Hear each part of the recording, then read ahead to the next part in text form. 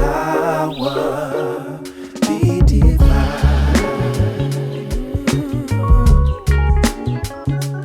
Oh yeah. Oh, every people. When your people build your vision, let your teacher. Happy Sunday, everybody. Happy Sunday. I finally cut my hair. I've cut my hair before, but if you remember, the last time I cut my hair here, I never showed up like this, ever. I always had a hat or a duck or whatever, and every time I went outside, I would put something on. But I don't know, I've just been rocking my bald head around, and also I have not called myself Mr. Potato Head even once. It's very important, excuse me. It's very important how we see ourselves and what we speak on about ourselves, and what we speak over our lives will manifest. Right now I just see a pretty lady speaking over, wherever. Like when I go out, I just go out very bold, and I just see a very beautiful woman walking around, But back then, because I called myself Mr. Potato Head, and I highlighted all the things that were wrong, I struggled so much. And every time I looked at myself, on camera and everywhere else, I just didn't see pretty, I didn't see beauty, I just saw imperfection. And so it's so important, how we hey, what's the word, like, it's so important what we speak over ourselves. So I speak beauty, I speak boldness and boldness. Anyway, today's word, let's just open it up quickly. It comes from 2 Kings 4, so I'm just going to read it very quickly. A certain woman of the wives of the sons of the prophet, a certain woman of the wives of the sons of the prophets cried out to Elisha, saying, "Your servant, my husband, is dead, and you know that your servant feared the Lord. And the creditor is coming to take my 2 sons to be his slaves." So Elisha said to her, "What shall I do for you? Tell me, what do you have in the house?" And she said, "Your maidservant has nothing in the house but a jar of oil." Then he said, "Go borrow vessels from everywhere, from all your neighbors, empty vessels. Do not gather just a few. And when you have come in, you shall shut the door behind you and your sons. Then pour into all those vessels and set aside the full ones." So she went from him and shut the door behind her and her sons, who brought the vessels to her, and she poured it out. Now it came to pass, when the vessels were full, that she said to her son, "Bring me another vessel." And he said to her, "There is not another vessel." So the oil ceased. Then, okay, now I think that's where, okay, you can read the last verse. Then she came and told the man of God, and he said, "Go sell the oil and pay your debt, and you and your sons live on the rest." So, sis, this is my question to you. Are you running on empty? Are you running on empty? I know that I'm running on empty, and I've been running on empty for quite a while, right? For quite a while. And what I do is that I know that I've only just got a little oil inside of me, I've only got a little oil inside of me left. And what I've been doing was that I've decided that, that little oil that I have, I'm gonna just spare it for my humans, whether tiny or big. I'm gonna spare it for them. And I usually just will use it a little bit for them. And I sometimes go hide and I need to spare the little oil that I have, which really doesn't work, to be honest with you. And today actually not today, yesterday, I was just reminded of this widow who cried out for help. She realized that things were going wrong. She was going to lose everything that she had left. You know, she was going to lose everything that she had left, and she decided to cry out. She cried out for help, and that just kind of like woke me up, you know. It woke me up, you know, that I can't hide and hope that that little oil that I have will just sustain me, because eventually it's going to run out. I mean, it reminds me of the story of the 10 virgins, if you remember it. You know, 5, you know, the foolish ones, they were waiting for the bridegroom. Let me just go to the verse. Matthew 25 verse 1. I'm just going to read verse 1 till 5.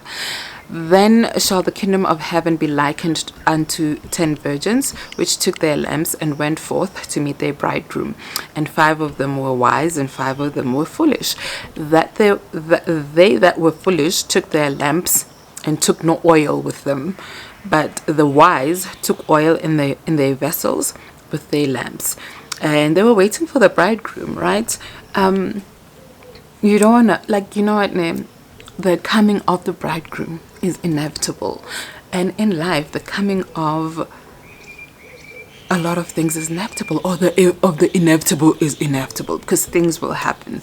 You don't want the things to happen and find you without no oil, you know. You don't want them to find you with no oil. Running on empty is one of the most, I think that is the thing that will lead you to burn out. You know, it's not exactly the problems that you go through, it's not the challenges that you meet in life that will eventually lead you to a burnout. It's running on empty. If you're running on empty, you know, when you have oil within you, you're able to face whatever it is, you know, without burning out. And so this morning, you know, as the word of the week, my encouragement was that you need to cry out to God and tell him what's going on, and bring out all your jars. Bring out all your jars to him and let him fill them up. If it's loneliness, bring out your jar of loneliness. If it's pain, bring out your joy, your jar of pain. If it's lack of love, bring it out to him. Whatever it is, lack, financial lack, bring out the jar to him. Physical pain, bring the jar to him. Whatever it is, I can't mention every little thing, but my thing today is that cry out for help like this widow did. And when she saw that everything was just now, I can't handle it, she cried out and asked God, you know, you can have, like, you probably just have a dot, right? You just have a dot. I think I like to say this, you have like a dot of strength left. Bring out that jar of weakness and let him fill it up. Do not run on empty. Do not run on empty. You will burn out. You will burn out. You know, I just want to go back to the word. It says, then she came and told, no. Now it came to pass when the vessels were full that she said to her son, bring me another vessel. And he said to her, there is not another vessel. So the oil ceased. If we cry out to God, he will fill it up to a point where you won't even know what to do with the oil. You know, you'll come to him and say, Lord, it is done. You know, it is done. This doesn't necessarily mean that if you have oil, then all your problems are going to disappear, but it just means that you're going to be able to handle them better.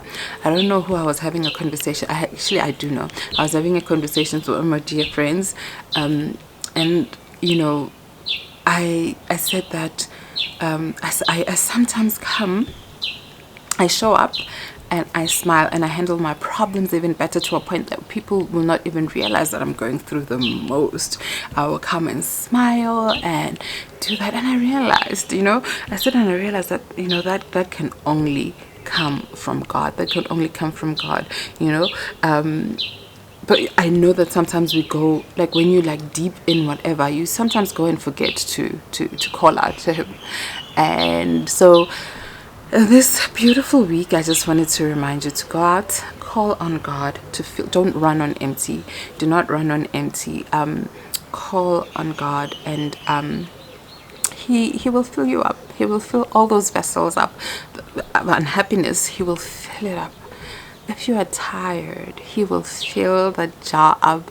You will wake up with energy. You won't even know where it comes from. You know, take all your jars, like all of them, go inside of you and search for all of them. Give them to God and let Him fill them. Let Him fill them up. Don't run on empty, sis. Do not run on empty. Actually, I don't know if you guys remember the song. I think this is I remember songs from Sunday school. Give me oil in my lamp, keep me burning. Give me oil in my lamp, I pray. Give me oil in my lamp, keep me burning. Keep me burning till, I forgot that line, till the break of the day. Does it say that? Give me oil in my lamp, keep me burning. Give me oil in my lamp, I pray. Give me oil in my lamp, keep me burning. Keep me burning till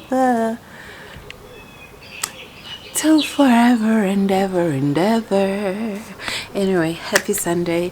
Enjoy your Sunday today as you go to church and worship and everything that you'll be doing, and have a lovely week. I pray that all your jars of lack will be filled by God, and that this week will be easier to tackle, despite whatever is being thrown at you. Yeah, let me have my breakfast. As you saw, I'm only having apples and green tea because I'm trying my best still to lose some weight. Okay, and still the medication makes me so hungry, and so I think the best thing I can do for myself is an apple and some green tea. Happy Sunday. Bye bye.